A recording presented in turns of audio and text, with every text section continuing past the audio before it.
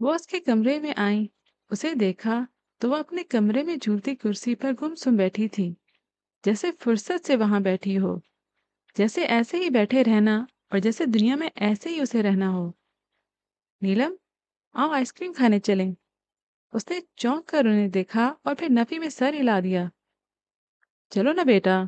وہ چاہتی تھی کہ وہ اس گمسم حالت سے نکل آئے۔ میرا دل نہیں چاہ رہا۔ وہ ہمیشہ ایسے ہی انکار کر دیتی تھی۔ بیٹا، ایسے کب تک چلے گا؟ تمہیں خود کو ٹھیک کرنا چاہیے۔ جب ہم وہ کرتے ہیں جو بظاہر ٹھیک ہوتا ہے تو وہ غلط کیوں ہوتا ہے مام؟ ہمیں تو سب ٹھیک ٹھاک ہی چاہیے نا، پر ٹھیک ہوتا ہی نہیں۔ وہ نہ چاہتے ہوئے بولی۔ کچھ غلط نہیں ہوا، میں سب ٹھیک کر لوں گی، انہوں نے کہا۔ غلط ہوا ہے مام، ہم سب جانتے ہیں غلط تو ہوا ہے، لیکن مجھے صرف یہ معلوم کرنا ہے کہ میرا قصور کیا ہے، غلطی مجھ سے کہاں ہوئی؟ اس نے یاسیت سے کہا۔ ایک عمر کی تھکن اس کے لہجے میں سمٹ آئی تھی۔ تمہاری کوئی غلطی نہیں۔ یہ بات وہ اسے بہت بار سمجھا چکی تھی، ان کا اپنا انداز کھوکھلا سا ہو گیا تھا۔ پھر کوئی گناہ کیا ہوگا، میں نے خالی پیپر پر تو 0 ملتا ہے، نمبر تو غلط جواب پر کرتے ہیں۔ اتنی الجھی بات، اس بات نے ان پر عجیب سا اثر کیا۔ مجھے یقین ہے یہ کسی گناہ کی سزا ہے، وہ مزید گویا ہوئی۔ نیلم، ایسے مت سوچو، اس نے اسے سمجھانا چاہا۔ پھر کیسے سوچوں؟ کون سوچے گا ایسا؟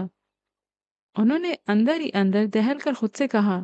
میں اسے کمرے میں ہی اکیلا چھوڑ کر دوبارہ لاؤنج میں آ گئی۔ سنیرا رات کے کھانے کے لیے کچن میں خانزامہ کے ساتھ کام کروا رہی تھی۔ اس نے سیاہ لباس پہنا ہوا تھا۔ انہوں نے زنیرا کو دیکھا اور دیکھتی ہی رہیں۔ مجھے یقین ہے یہ کسی غلطی، کسی گناہ کی سزا ہے۔ نیلم نے بہت پہلے بھی ایسی ہی کوئی بات کی تھی، بازگشت نئے سرے سے ان کے اندر تازہ ہو گئی تھی۔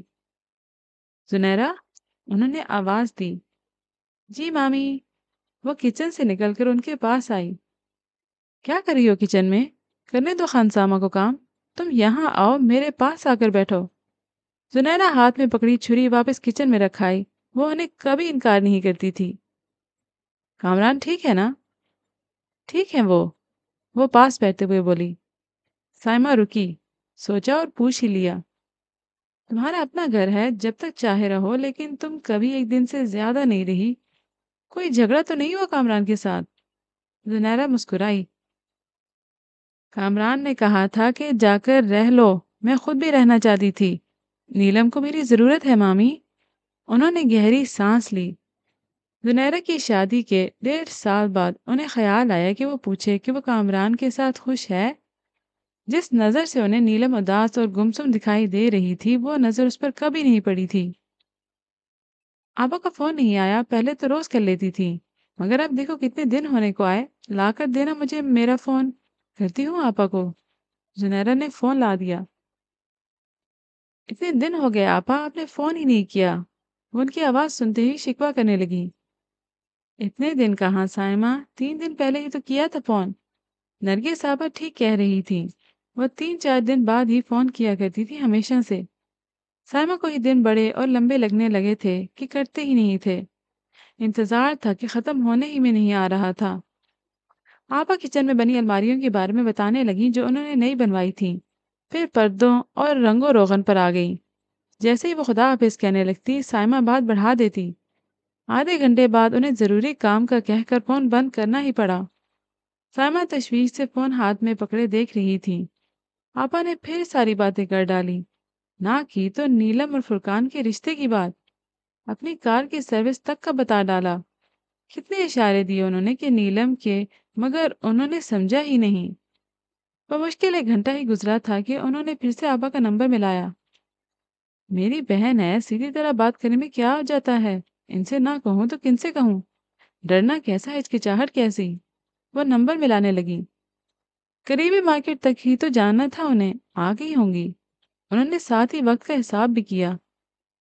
خیر تو ہے سائمہ؟ آپا نے چھوٹتے ہی کہا۔ ان کی آواز سے پریشانی عیاں تھی۔ جی وہ شرمندہ، اور آپا چپ سی ہو گئی۔ پریشان ہو سائمہ؟ بہت۔ وہ رونے لگی۔ نیلم، آپا سمجھ گئی تھی۔ مجھ سے کیا چاہتی ہو؟ آپا نے پوچھا۔ آپا وہ فرقان اور نیلم، آگے وہ کہہ بھی نہیں سکی۔ آپا نے جیسے گہری سانس لی۔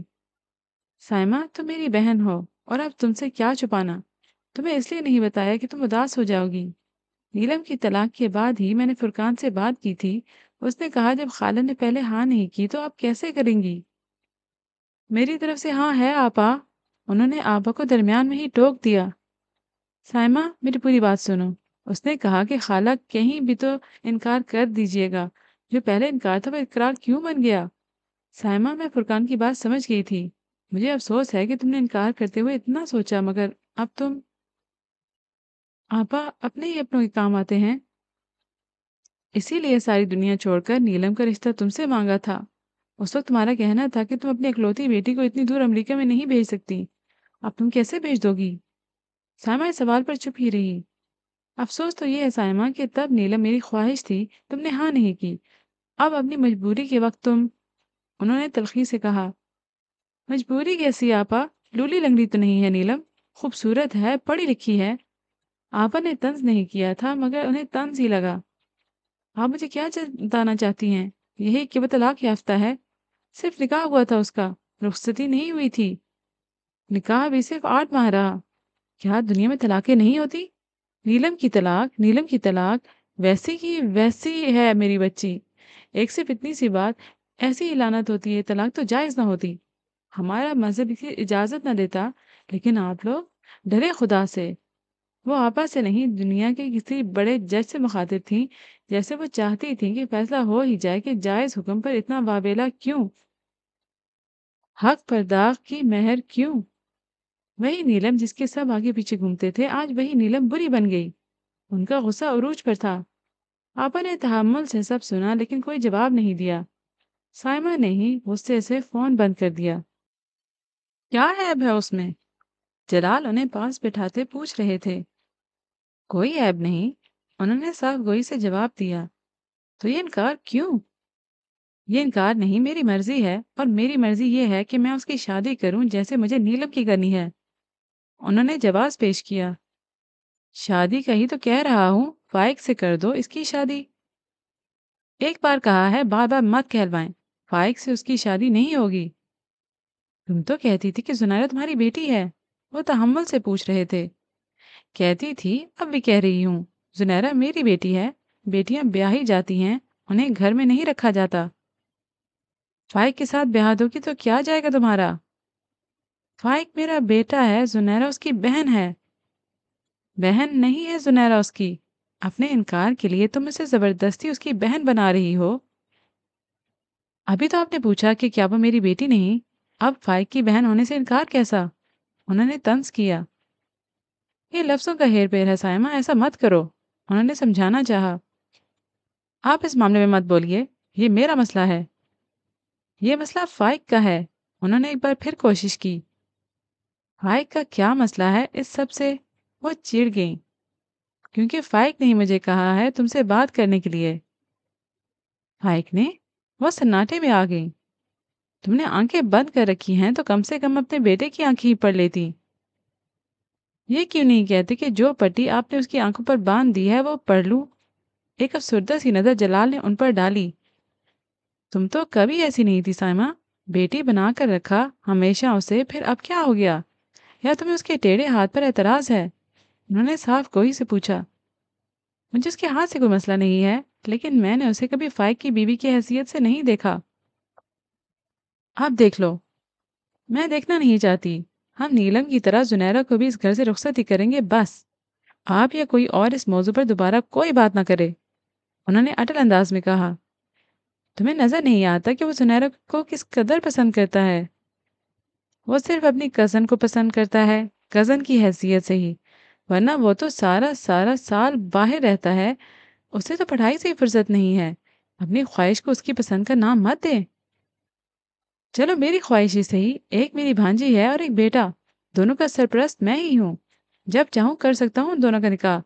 تم سے رائے لی، تمہیں منایا، مگر تم تو کچھ سمجھنا ہی نہیں چاہتی۔ جلال کو بے تحاشا غصہ آ گیا۔ اس انداز اور اس بات پر وہ بھڑک کر اپنے کمرے سے باہر نکلی۔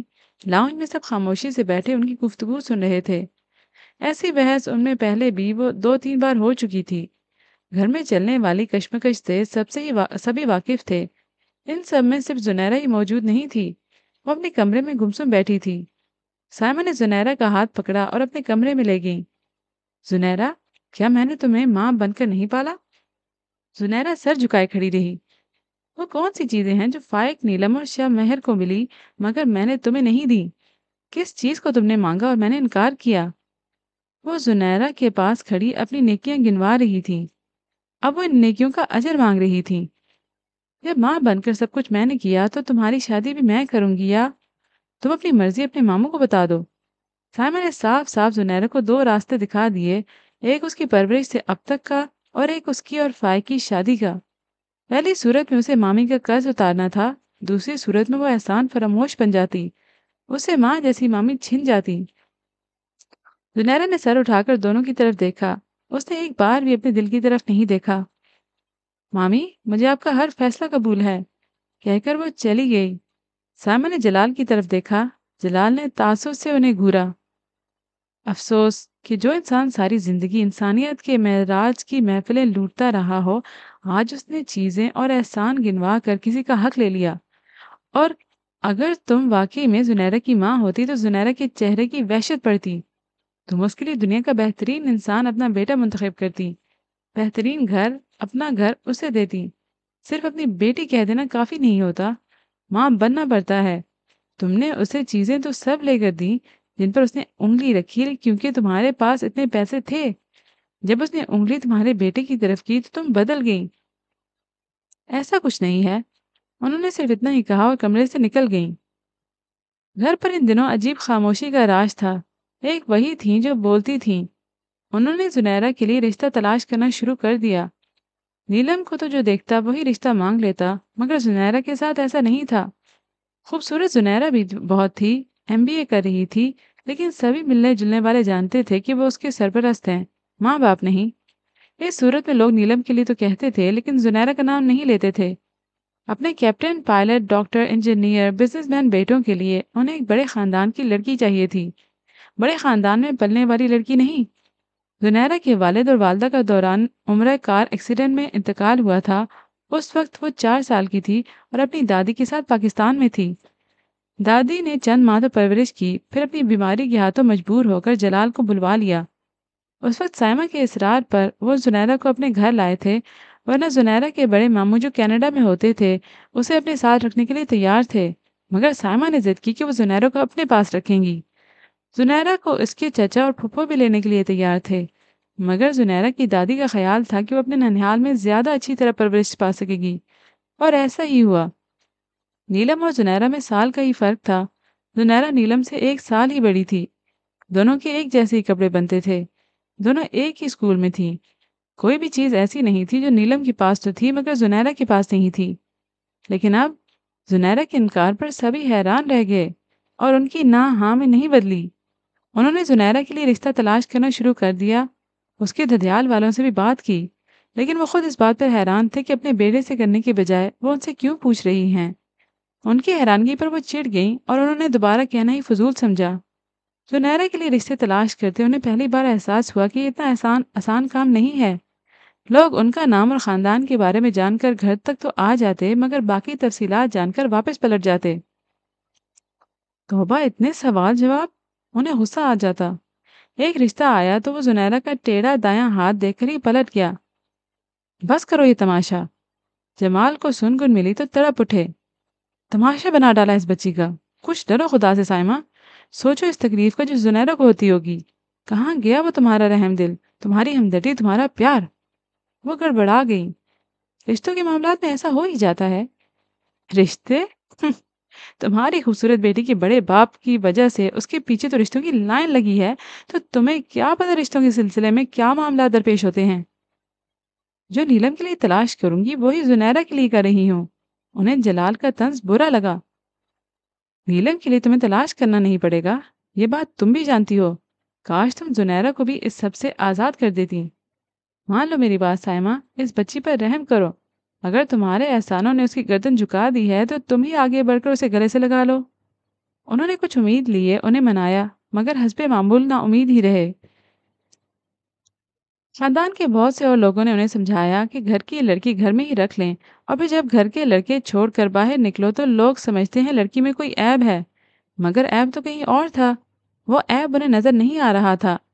कुछ फैमिली फ्रेंड्स ने, हत्या कि नरगिस आपा ने भी समझाया, मगर उन्होंने किसी की नहीं सुनी और जुनैरा का रिश्ता तय कर दिया।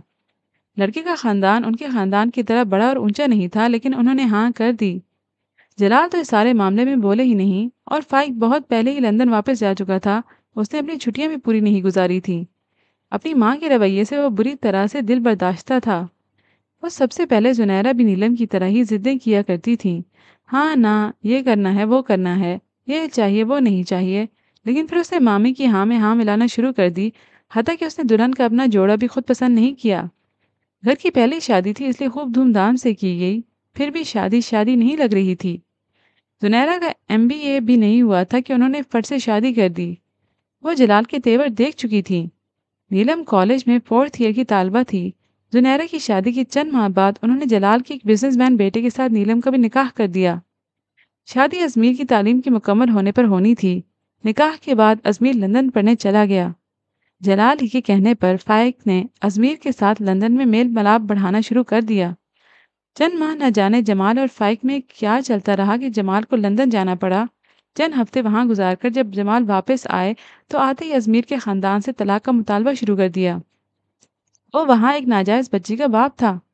अजमीर के स्कूल की तालीम भी लंदन से ही हुई थी। वो चंद माह ही पाकिस्तान में गुजारता था। उसका सारा खानदान अलबत्ता लाहौर में ही आबाद था, और इस खानदान को ये देखकर उन्होंने रिश्ता दिया था। साइमा की पुरआसाइश और मुकम्मल जिंदगी में ये पहला बड़ा और शदीद झटका था। वो कैसे चूक गई। वो सालों से अजमीर के खानदान को जानती थी। जब वो रिश्ता लेकर आए तो उन्होंने फौरन हाँ कर दी। जलाल के इसरार पर भी इंतजार नहीं किया, वरना फाइक लंदन में ही था, कुछ तो अता पता कर ही सकता था। जलाल को उनकी जल्दबाजी पर अफसोस था, मगर बर वक्त तलाक पर वो मुतमईन थे। लेकिन वो खुद को नहीं संभाल सकी। वो शदीद दबाव में रहने लगी। उनकी बच्ची घर बैठे बैठे ही तलाक याफ्ता हो गई थी। एक दिन नीलम कॉलेज से आई तो उसने आते ही अपना बैग फेंका और लाउंज के फर्श पर धाड़े मार मार कर रोने लगी। वो हवास बख्ता उसके पास भाग गई। वो सब पूछती हैं कि क्या मैंने इद्दत मुकम्मल कर ली। मुझे बताएं कि क्या इस तरह की तलाक पर इद्दत होती है। मुझे बताएं मॉम की तलाक क्या होती है। तलाक ले ली है मैंने या खुला। बताएं मॉम मुझे। लड़कियां पूछती हैं। वो इतना क्यों पूछती हैं। वो रोए जा रही थी। उनके दिल पर कयामत गुजर गई। उनकी कॉलेज जाती बच्ची चंद माह के फर्क से तलाक याफ्ता हो गई थी। क्या इतनी बुरी होती है तलाक। इतनी घटिया चीज। उस समय नीलम का क्या कसूर था। उनका दिल चाहा एक एक से जाकर पूछें। नीलम ने कॉलेज जाना छोड़ दिया। ऊंची आवाज में मौसीकी सुनना, आधी रात को पिज्जा मंगवाकर खाना भी छोड़ दिया था। जुनैरा ने उसे लाख समझाया कि वो कॉलेज जाए, अपनी तालीम पर तवज्जो दे, मगर वो नहीं मानी। वो शुरू से ही हसास थी। अब उसकी सारी हसासियत सामने आ रही थी। उसकी ऊंची पोनी टेल बिखरे हुए बालों की सूरत इख्तियार कर चुकी थी। उसने शिद्दत से अपनी तलाक का सदमा लिया था, और सदमे की ही कैफियत में साइमा थी। नीलम रोती तो न जाने क्यों उन्हें जुनैरा की आंखें याद आ जाती। उन्हें याद आया कि जिस दिन जुनैरा ने जलाल के सामने उनके हर फैसले को मानने का कहा था, उससे अगले दिन उसकी आंखें किस कदर सुर्ख और गमगीन थीं। ये सब उन्हें अब क्यों याद आ रहा है। जुनैरा का चुप रहना और गीली आंखों को छुपाते फिरना, और वो आधी रात को पिछले लॉन में एक कोने में बैठे रहना। वो लोग मरी में 10 दिन रहकर आए तो जुनैरा ने अपने कमरे में जाते ही रोना शुरू कर दिया। साइमा उसके कमरे की तरफ भागी। सूखे कपड़े पौधे को वो हाथ में लिए रो रही थी। वो जाते हुए उसे बाहर लॉन में रखना भूल गई थी ताकि माली उसकी देखभाल कर सके। पौधा बंद कमरे में बिना पानी के सूख चुका था। सबने से लाख समझाया, मगर वो नहीं समझी। शोक की सूरत लिए कई दिन पड़ी रही। साइमा ने भी उसे समझाया तो उसने कहा कि वो सिर्फ एक पौधा नहीं था, वो एक शगुन था, जो न जाने क्यों उसे अब बदशगुन लग रहा है। सुनहरा उस पौधे के लिए नहीं, उस बदशगुनी के लिए रोई थी। वो पौधा उसे फाइक ने लाकर दिया था। वो शायद उसे अपनी मोहब्बत का तोहफा समझकर परवान चढ़ाना चाहती थी। शायद कुछ और भी था उसके लिए उस पौधे में, कि वो अब उसके लिए बदशगुन बन गया था। उस वक्त वो ये नहीं समझी कि वो उसे बदशगुनी क्यों कह रही है, सिर्फ एक पौधे के सूख जाने पर। और अब वो समझ गई थी। कुछ बातें हम कितनी देर में समझते हैं ना, कितना गलत करते हैं। आंखें और दिमाग खोल कर नहीं रखते। ضمیر اور دل ضرور کھلا رکھنا چاہیے۔ ہم انسان کتنی جلدی شیطان بنتے ہیں، کتنی جلدی ہوتی ہے بگڑنے کی ہمیں۔ سائمہ نے اپنی گیلی آنکھیں پوچھی، ان کے اندر بوجھ بڑھتا جا رہا تھا۔ نیلم کے پیچھے لگی رشتوں کی لائن تبدیل ہو گئی تھی۔ لوگ اب اپنے بیٹوں کا تذکرہ ان کے سامنے نہیں کرتے تھے، بلکہ نیلم کی طلاق پر افسوس کرتے تھے۔ ان کے لیے اب بھی ان کی بیٹی پہلے جیسی ہی تھی اور پہلے جیسا ہی رہنا تھا۔ وہ آج بھی اس کے لیے سب کچھ اعلیٰ اور بہترین ہی چاہتی تھیں۔ جلال نے ٹھیک کہا تھا، انہیں زنیرہ کا ٹیڑھا ہاتھ نظر آتا تھا۔ لوگ ان کے میڈیکل کے اسٹوڈنٹ بیٹے کے لیے ان کے آگے پیچھے ہوتے تھے، انہیں یہ سب اچھا لگتا تھا۔ زنیرہ کے ساتھ شادی کی صورت میں سسرال بھی وہی ہوتا اور میکے بھی وہی۔ اتنے لائق پائق بیٹے کے لیے تو شہر کے بڑے بڑے خاندان ان کے اشارے کے منتظر تھے۔ انہیں سب میں انہیں زنیرہ نظر نہیں آئی، نہ ہی فائق اور زنیرہ کی محبت۔ انہوں نے نام نہاد ضد اور مرتبے کے لیے جو کیا برا کیا۔ وہ خود سے کہہ رہی تھی کہ سائمہ کچھ برا ہو گیا ہے، مگر اب وقت ان کی مٹھی سے پھسل چکا تھا۔ بہت سے دن پر لگا کر گزر گئے۔ ایک دن زنیرہ کا ہاتھ پکڑ کر وہ اسے اپنے کمرے میں لے آئیں اور اسے سینے سے لگا لیا۔ مجھے معاف کر دو۔ زنیرہ ان کے الفاظ پر سن سی ہو گئی۔ ایسے مت کہیے، مجھے کہنے دو اور تم صرف سنو، بجائے اس کے کہ میرا گناہ مجھے پڑھ کر سنایا جائے، مجھے سنانے دو۔ تم مجھے یہ اقرار کرنے دو کہ میں کب گر گئی، میں نے کہاں گناہ کیا، اپنا دل سخت کر لیا۔ مجھے بولنے دو، مجھے قبول کرنے دو زنیرہ۔ تمہیں بیٹی کی طرح پال ہی سکی، تمہیں بیٹی بنا نہیں سکی۔ بناتی تو تمہاری سوجی ہوئی آنکھیں پڑتی، تمہارے دکھ کی کھوج میں لگتی۔ میں اندھی نہیں تھی، مجھے نظر آ رہا تھا کہ فائق تمہیں کس قدر پسند کرتا ہے اور تم اس سے کتنی محبت کرتی ہو۔ تمہاری ہنستی مسکراتی محبت مجھے سنائی دے رہی تھی، میں نے ہی کان بند کر لیے تھے۔ تمہارے جسم کا یہ نقص، تمہارا پیدائشی ٹیڑھا ہاتھ بھی دکھائی دیتا تھا۔ آج نیلم کی طلاق مجھے عیب نظر نہیں آتی، ہاں، مگر تمہارے ہاتھ کا عیب تب نظر آتا تھا۔ مجھے بار بار یہ یاد آتا تھا کہ میں نے تمہیں پالا ہے، یہ میرا احسان ہے۔ کیا مائیں پال پوس کر احسان کرتی ہیں؟ پھر میں نے اپنے فرائض صرف تمہیں ہی کیوں گنوائے؟ نیلم کو دیکھ کر مجھے تم یاد آتی ہو، تب مجھے نیلم اور تم الگ الگ کیوں نظر آئی تھی؟ میری کم ظرفی کے میں نے تمہیں چیزیں تو سبھی دی، مگر اپنا بیٹا نہیں دے سکی۔ میں گر گئی اپنے مقام سے۔ بولتے بولتے وہ رونے لگی۔ مامی، زنیرہ نے ان کا ہاتھ چوما، آپ مجھے ہر رشتے سے زیادہ پیاری ہیں، ایسا مت سوچیے۔ ٹھیک کہا، اسی لیے تم نے مجھ کو فائق پر ترجیح دی۔ تم فائق کو یا پا کر مجھے کھونا نہیں چاہتی تھی، مگر میں نے تمہیں کھو دیا۔ تم نے مجھے ماں جیسا رتبہ ہی دیا، پر میں نہیں دے سکی۔ جیسے اپنی بیٹی کی تکلیف پر تڑپ رہی ہوں، راتوں کو سوتی نہیں، تمہارے لیے یہ سب نہیں کیا میں نے۔ فرق واضح ہو گیا زنیرہ، مجھے میری اوقات معلوم ہو گئی۔ تمہاری پرورش وہ خیرات تھی جو مجھے باہر کرنی تھی، مگر میں نے تمہیں گھر میں دی، خدا کی راہ میں خدا کو خوش کرنے کے لیے، جو صدقہ و خیرات کیا جاتا ہے۔ تمہاری پرورش وہی خیرات تھی۔ دکھ تو یہ ہے کہ خدا کو خوش کرنے کے لیے میں نے خیرات ہی کی، کاش اپنا آپ بھی پیش کر دیتی، تھوڑا سا ہی دل وسیع کر لیتی، رتبے اور شان و شوکت کا نہ سوچتی، کاش میں انسانیت سے نہ گرتی۔ نیلم کے لیے آج مجھے ساری دنیا گری ہوئی نظر آتی ہے۔ نیلم کے لیے ہی کیوں، تمہارے لیے مجھے اپنا آپ اس وقت گرا ہوا کیوں نظر نہیں آیا؟ وہ رو رہی تھی، ان کے اندر کا خلیج باہر نکل رہا تھا۔ ان کا جی چاہ رہا تھا کہ وہ سب کو اکٹھا کر کے بتائیں کہ انہوں نے کیا کر دیا۔ زنیرہ ان سے کس قدر پیار کرتی تھی، وہ بھی کر لیتی۔ زنیرہ ان کی ہر بات مانتی تھی، کبھی انکار نہیں کرتی تھی۔ وہ بھی زنیرہ کی مان لیتی، اسے انکار نہ کرتی۔ وہ بہت دیر تک روتی رہیں۔ زنیرہ بار بار ان کا ہاتھ اور پیشانی چوم رہی تھی۔ آپ نیلم کے لیے پریشان مت ہو مامی، ہم سب کا خیال ہے کہ وہ دباؤ اور خود ترسی کا شکار ہو گئی ہے۔ ماموں اور میں چاہتے ہیں کہ ہم اسے فائق کے پاس لندن بھیج دیں، تاکہ وہاں نئے ماحول میں وہ اپنی تعلیم شروع کر سکے۔ مامی، طلاق کو ہم افریت بنا کر زندگیاں برباد نہیں کرنی چاہیے۔ نیلم بھی سمجھ جائے گی، آپ بھی اسے سمجھائیں اور خود کو بھی اذیت نہ دیں۔ کیا تم چاہتی ہو ایسا ہو؟ انہوں نے زنیرہ سے پوچھا۔ بالکل، ہم سب چاہتے ہیں کہ نیلم خود کو کمرے میں بند کرنے کے بجائے خود کو کامیاب کرے۔ پڑھنا تو تم بھی چاہتی تھی، میں نے ہی درمیان میں تمہاری شادی کر دی۔ میری فکر مت کریں، کامران میرا ایڈمیشن کروا رہے ہیں، ہمیں صرف نیلم کے بارے میں سوچنا ہے۔ مجھے وہ بہت پیاری ہے اور مجھے تم دونوں پیاری ہو۔ وہ مسکرائیں ضرور، مگر وہ جانتی تھی کہ ندامت ایک عرصے تک ان کے اندر رہنے والی ہے۔ میری دو بیٹیاں ہیں، وہ کہا کرتی تھیں، انہیں اب کوشش کرنی تھی اسے ثابت کرنے کی۔